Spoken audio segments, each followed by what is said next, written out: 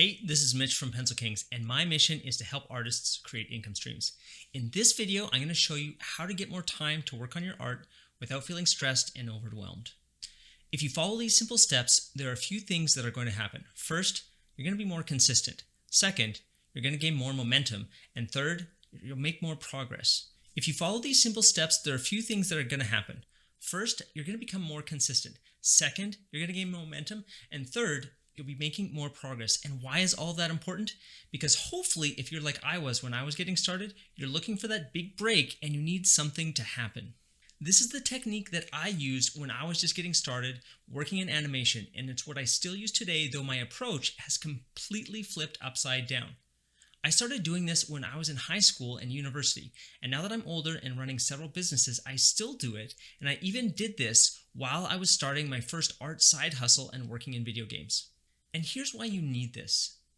It can be hard to find time for your art, especially if you're working on something that isn't quite the right fit for you, but that's a video for another day.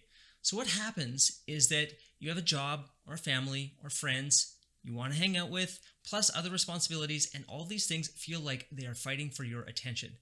The same thing happened to me today. I'm on day 2 of the 100-Day Artist Challenge, and it's already like 10 p.m. and I'm just starting to work on this, and it's going to be a struggle to get this video published before my deadline of midnight. And one day of inaction isn't too bad, but one day of no art turns into 2, and 2 turns into a week, and then before you know it, another month has passed and you haven't made much progress.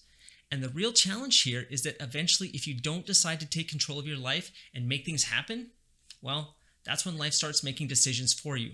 I regularly receive emails from people who tell me how they wish they had followed their creativity and done something with art. Don't wait for too long.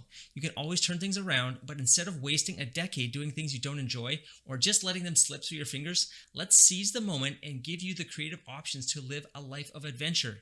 Because I'll tell you a little secret. If you become an artist and decide that you hate it, you can always go back to the boring job. All right, let's do this. So how do you make this happen? It's pretty easy, but you need to be consistent. And the trick is to load your art time either in the beginning or the end of the day. When I was getting started in animation and games, I was a total night owl.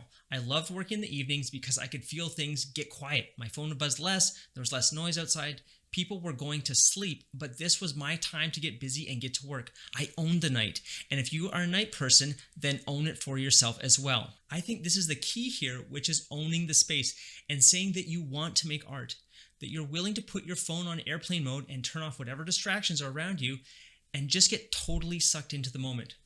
Now, the other way you can do things, and this is my preferred way of working now, is to use your mornings to your advantage. You get the same quiet effect, and simply by waking up a couple of hours earlier, you can make this time for your own and get your art in before the rest of the day gets crazy. I like this better now because at night, after a productive day, I can rest easy knowing that I put in a great effort and go to bed on time. It sounds so simple, but I see people struggling to find the time, and this is one of the keys. It's up to you to make this happen, and I want you to know that you have the power to do this and that I believe in you and in your dreams. But if you don't believe in yourself enough to take the time, you're not going to get very far. Heck, this is a big part of the reason I'm doing this 100 Days Without Fear of Failure Artist Challenge. To simply show up for 1 hour each day and work on your creative project or my creative project. Tomorrow morning, instead of staying up so late, I'm going to get up bright and early and get the next video filmed before the day officially starts. It's just a simple switch, but by doing this, I'm putting myself in my art, which in the moment is hanging out with you and making videos first, and then letting the day be whatever it's going to be. All right, if you're joining me, then let me know.